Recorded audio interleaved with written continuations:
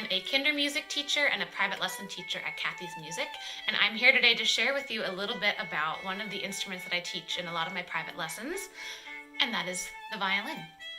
So the violin is a member of the string instrument family, and it might remind you a little bit of other string instruments you've seen before in your life. Maybe the guitar, maybe the ukulele, maybe the cello, another string instrument, or possibly the dulcimer. If you're in Young Child Year 2, you've played the dulcimer also. You've also played the violin for a little bit.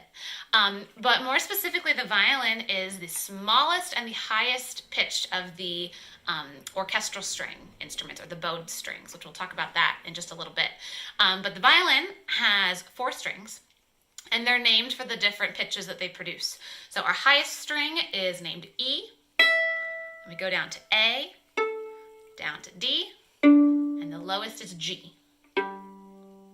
So the strings are one of the main parts of the violin. A couple of other important parts that you'll want to know about is the bridge.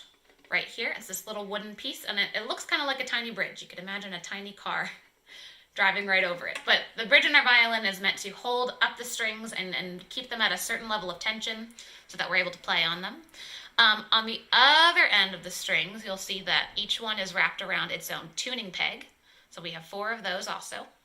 Now I can tighten or I can loosen the tuning pegs, and that's going to affect the pitch of the strings. That'll bring it either up or down. I can also do that down here with the fine tuners. Now I only have 1 fine tuner on my violin just for my E string, but a lot of them come with 4. Each string can have their own as well. We also have the fingerboard, this long black stretch living under the strings. Now that's where we'll drop our left fingers on top of the strings in specific spots so we can change the notes.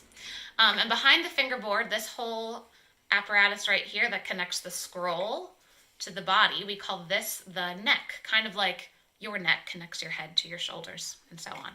We also have the chin rest right down here, since I hold my violin up on my shoulder and under my chin. I also like to use a shoulder rest connected to the back, but that's kind of optional. There are lots of different versions of shoulder rests. And then another important part we don't want to forget about is the bow. So like I mentioned, there's a group of specific string instruments that all use a bow to make sound. It looks kind of like a wooden stick, and that is the one portion of my bow right back here is made of wood. On the other side, the part that will touch down on the strings and pull across, this is made up of horsehair. And maybe that's something you knew already, but maybe not. The horsehair is what we pull across the strings to get a sound out of the violin.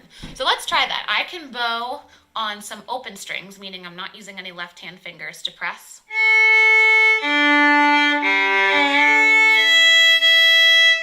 Which works out nicely, but if I want more variety in the notes that I make, I'm going to use my left-hand fingers over here to change them up. So see if you know this song.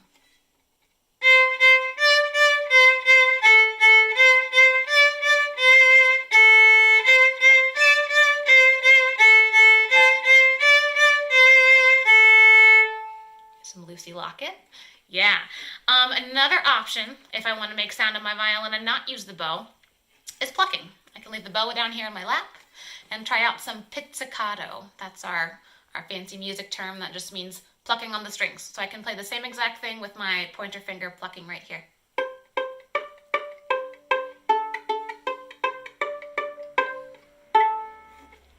As far as where you might go to hear a violin, the first place that I think of is at the orchestra. So if you go downtown to see the Pittsburgh Symphony play, or maybe you see a show with the pit orchestra down under the stage, even at your local high school or middle school, there's probably an orchestra you can go to hear. That's a big collection of musicians, all different kinds of instruments, but sitting around close to the very front, you'll usually see anywhere from 14 to 16 to 20 violins sometimes, all in a big section. A violin is also frequently the solo instrument in an orchestra. So in addition to the section of violins, you might see one standing out in front playing some really impressive solo music. The violin is also really commonly heard in country music, in American folk music, in bluegrass music. And in those instances, it's a little more common to hear it played like a fiddle. So if anyone ever asks you what the difference between a violin and a fiddle is, the answer is technically nothing. The instrument is exactly the same. It's just the way that you play it. The fiddling is more of a style. You might hear some really fast bow strokes or several strings being played on at once. are things you might hear more commonly in fiddle music. But before I let you go today, I wanted to play for you a sample of a piece that a lot of my students are working on right now that I really enjoy.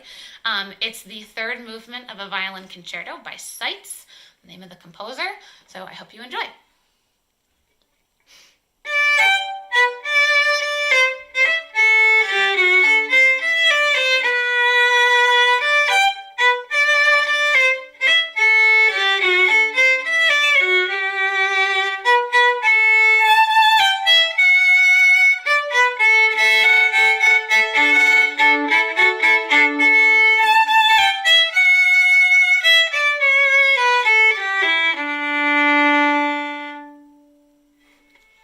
Well, I hope I have taught you at least one new thing about the violin today, and I hope to see you guys very soon.